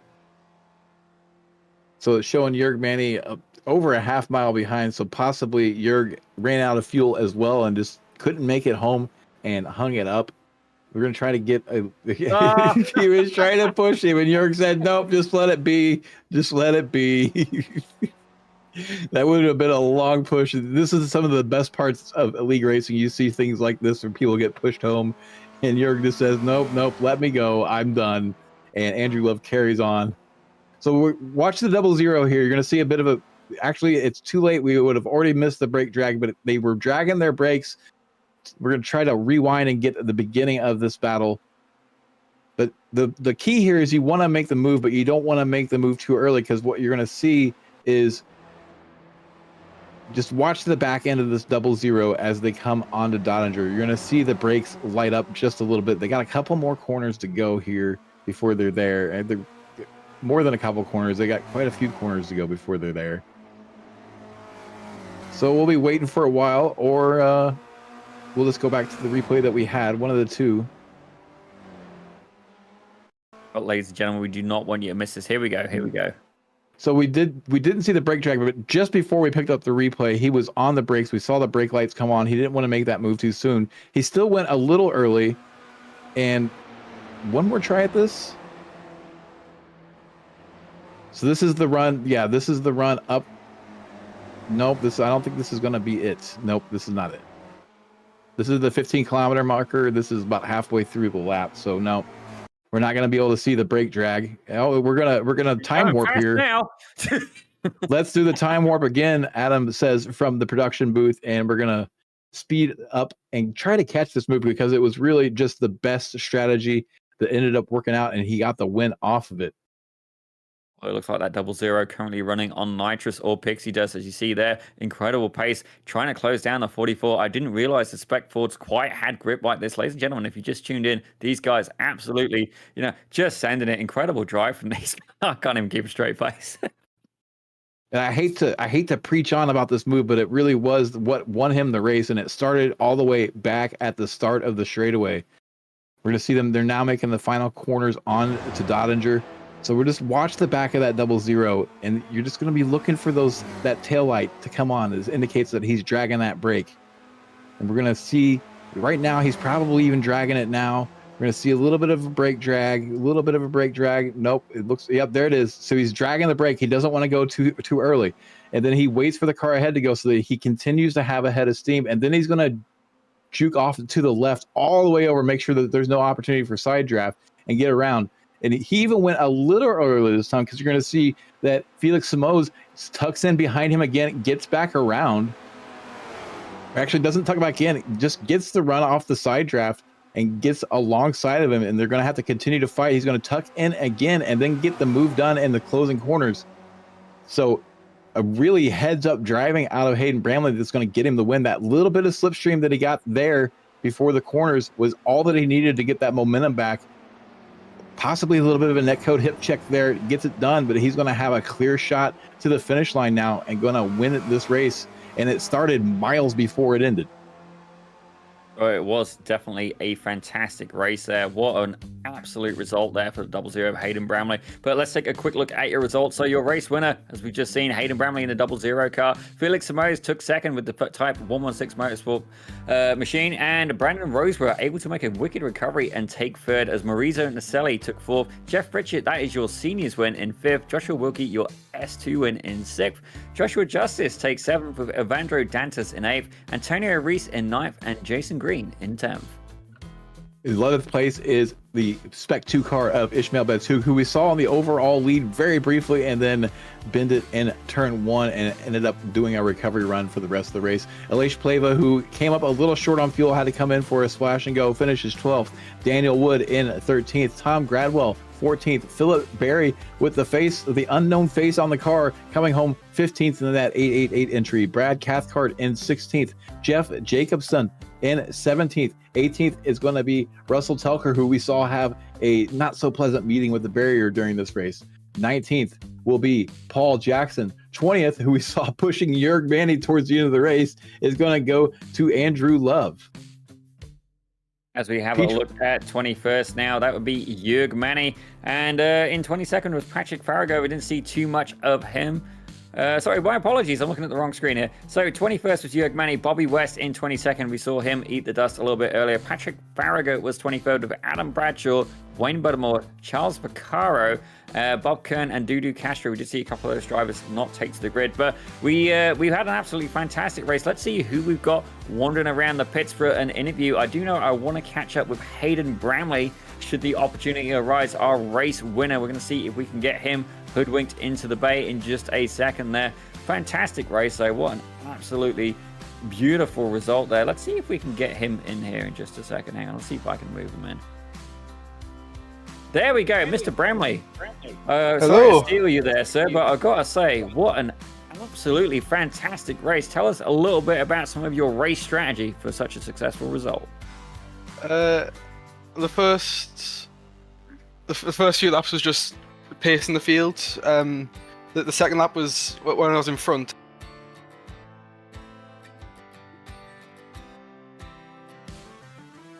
That is my fault. I hit the wrong button there, Hayden. So you were back to pace in the front. I'm so sorry. That's all right. The second lap, I needed the lead because I was just counting where people were and how far they got up with the slipstream. Because I didn't actually know where I needed to be on the final lap. And then I was coming around on the end lap and I saved, I think, a litre of fuel. So I took 7.6 and then I saved for the entire rest of the race. Just because I came back on the Dottinger. Sorry, I'm a bit shaky. I was on a Dottinger on the outlap of the pit stop, and it was literally at the start of it and said you have 1 lap of fuel left. So I just had to sit behind them, and then it was like on the final lap I realised I'm too fast to be in P2 because I'll just be sat on the back of whoever's in front of us for the rest of the time. And I won't have a run when it comes to the final straight.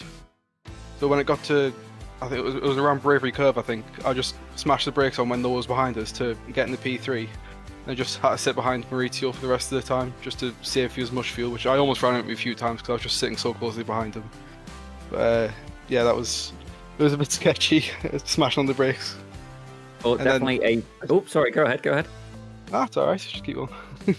Well, it was definitely a very, very colourful tactic. And actually, you were one of the few drivers in the grid doing what I like to do, and that's bump drafting. So definitely very fun to watch. But Hayden, before we let you go, is there anybody you'd like to thank? Probably none of my sponsors. I think I'm doing them proud. I've got my stepdad downstairs. I'm pretty sure he'll be jumping for joy, and my mum will probably watch later as well. And I've got a few family members on the stream as well. So all of them. I do have to ask, I mean, your car very easy to recognize by the Asda livery on there, and I'm from the UK and my colleagues in the booth are not, and I know that's a grocery store, but I've got to ask, why the Asda livery? I was really bored, and Okay. I asked my friend, name a shop or a company. He said Asda, so I made that. Well, ladies and gentlemen, if you'd like to sponsor Hayden Bramley, the 00 car, and today's race winner, you can definitely reach out. Don't get me wrong, Slow Motion Broadcasting will take a 15% cut for any referrals, but that's okay, ladies and gentlemen. Hayden Bramley, absolutely fantastic result. We look forward to seeing you in some upcoming streams and some upcoming races, but thank you very much for joining us today in the booth. Thank you. Well, that was definitely a fun interview. Now, Randall, I understand you've been able to catch up with Joshua Wilkie. Joshua, talk me through the closing stages of that race when you saw the big pack of cars coming behind you and heard the fuel sputtering in your car. Yeah, well, actually, I was actually trying to give the place back to Jason Green. I think he ran out of gas, so I bumped him. I want to apologize. Coming down into one of the, I think it was like kind of a descending left-hander. And once you hit the brakes into that corner, you're sort of committed as to where you hit the brakes. You can't really go any harder. And I think he just overslowed a little bit or lost it in front of me, and I bumped him and spun him. So at the end, I saw him behind me, and it was about 4 seconds. And I was like, you know what? I'm just going to give him the position back. And then he ran out of gas, and I almost lost 6th place because of it. So that was unintentional. That was just me letting off the gas and then realizing, oh shit, Jason's not there anymore. And I just barely got 6th place.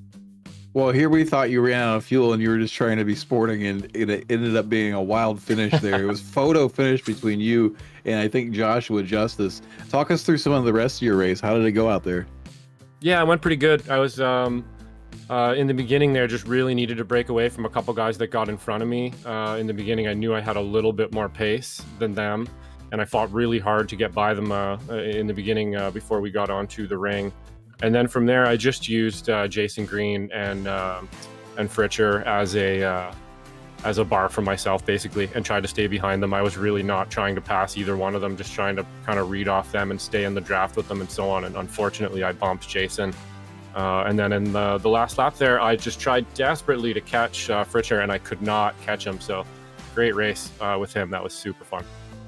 Well, congratulations on the Spec 2 victory and the exciting finish. Is there anybody you'd like to thank or shout out before we let you go celebrate?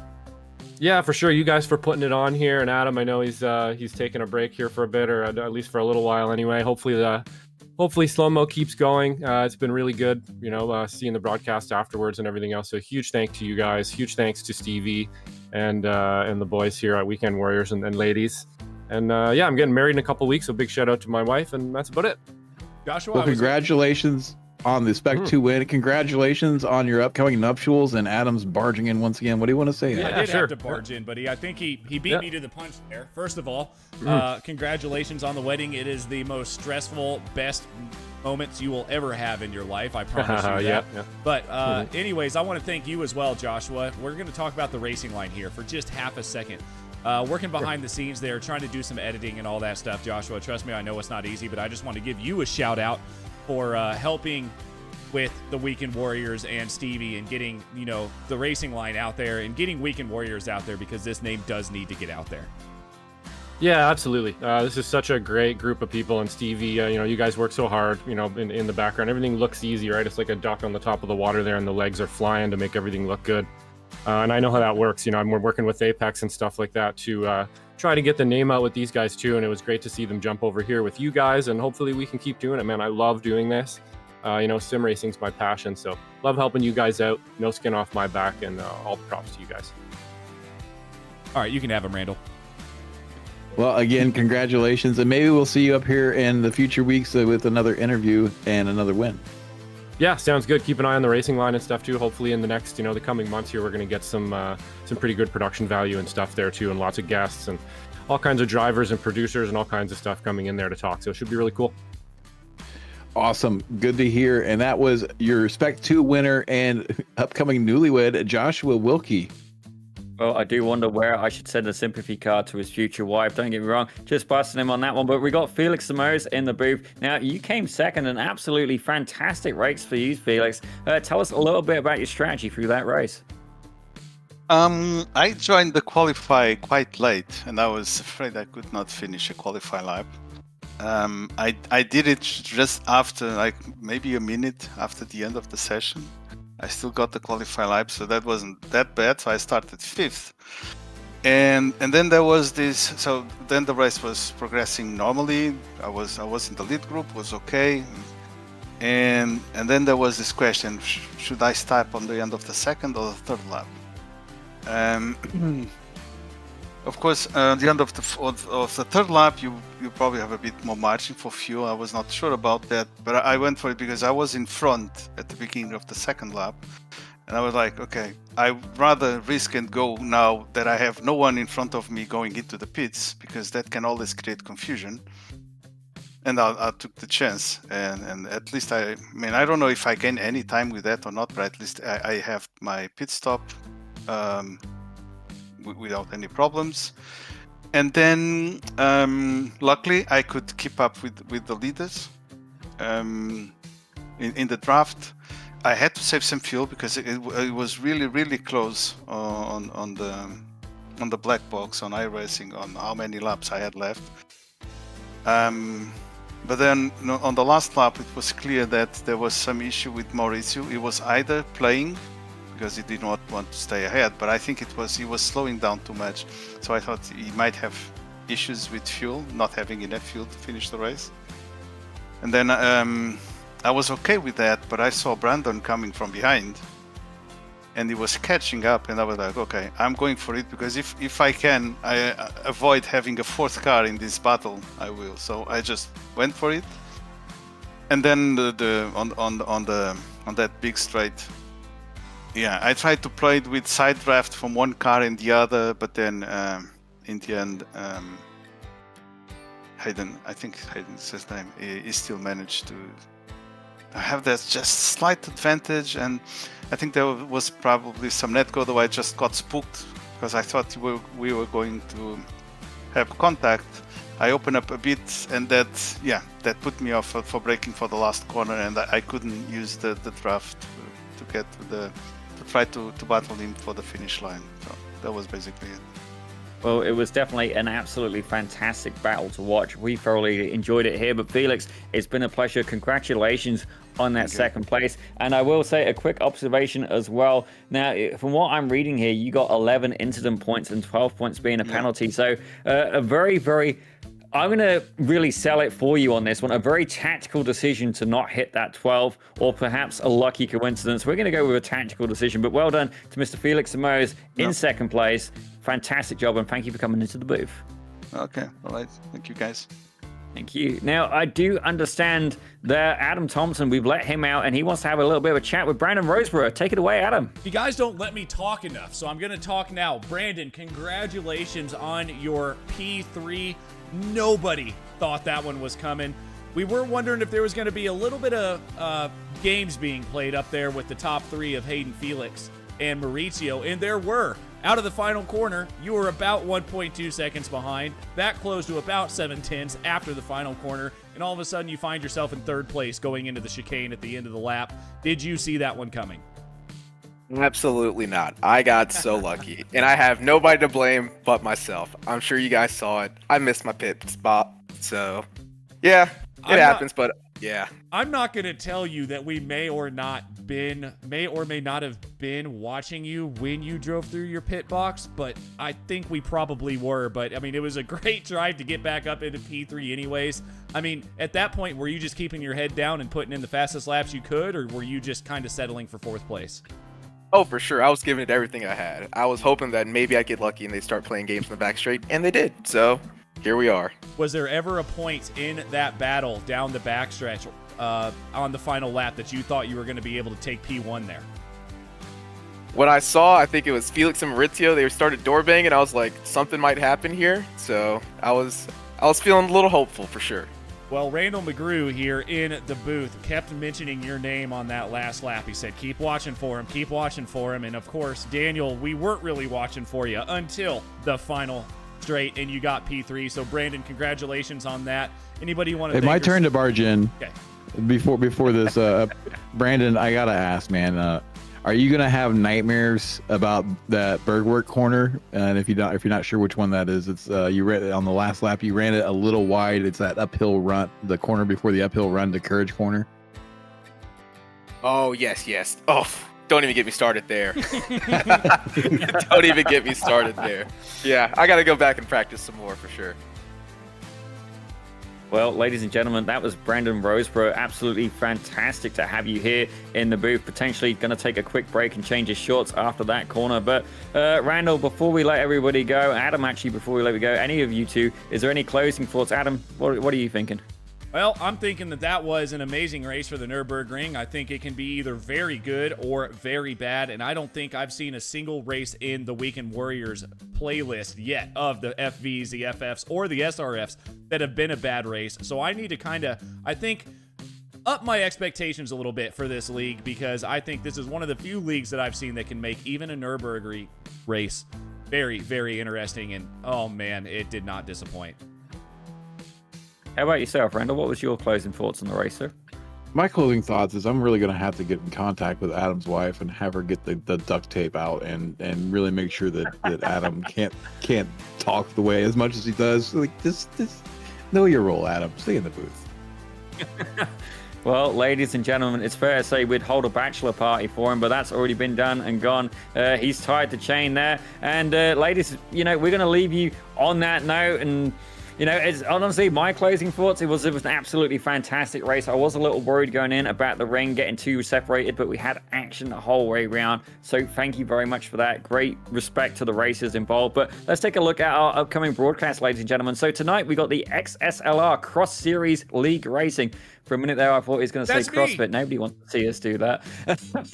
Asphalt Street Socks at Watkins Glen at 8:10 Eastern. Then on Thursday, we're going to be taking you to Detroit Belle Isle for the SimCar Series there at 9 o'clock Eastern in the GT3s. And then Sunday, we're back with the Weekend Warriors, a double hitter at 1:45 Eastern. We'll have the Formula 1600s there at...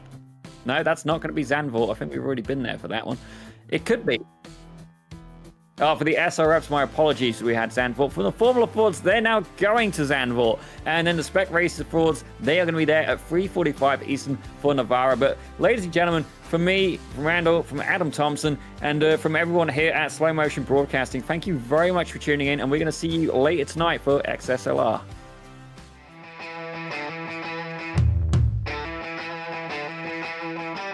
I see a Budweiser. Go ahead and hold it up.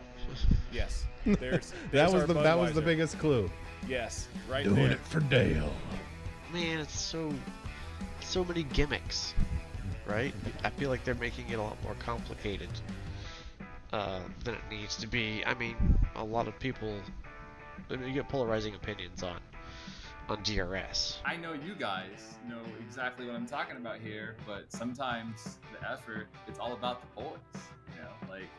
Hey, life sucks sometimes, and you need the boys. iRacing kind of always has a tendency to kind of buff the new cars just a little bit.